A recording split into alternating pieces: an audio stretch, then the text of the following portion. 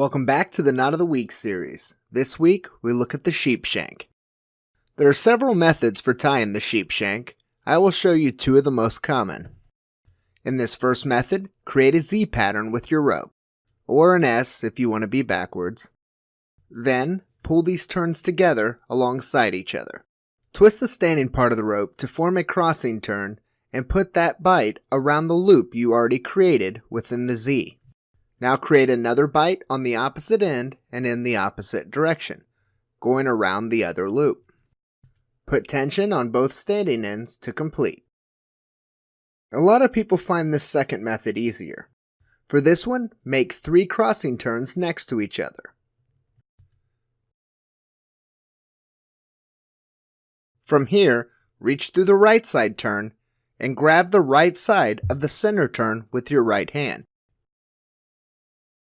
And then with your left hand, grab from behind the left hand turn, grabbing the left side of the center turn. Pull on both of these sides, as well as both of the standing ends to create the same sheepshank we saw in the first example. The sheepshank is used to take tension off of a weak spot in a rope. To do this, ensure the weak portion of the rope is located here within the sheepshank. It is also used to shorten the length of a rope. It is sometimes used to hang objects from the 2 loops, though there are other knots better suited for this task. Note that the sheepshank can spill very easily if no tension is drawn on the 2 ends. There are several variations to this knot that all serve essentially the same purpose, so we will discuss those here as well as in a bonus video to follow. This first variation is sometimes referred to as the Dogshank. This is tied the exact same way as the sheepshank, except at the end, you take the 2 working ends through the 2 loops, making it more difficult to spill. The next is the Navy sheepshank or man-o'-war sheepshank. This is tied in a very similar fashion to the one we did with the crossing turns. However, instead of 3 crossing turns, this uses 4.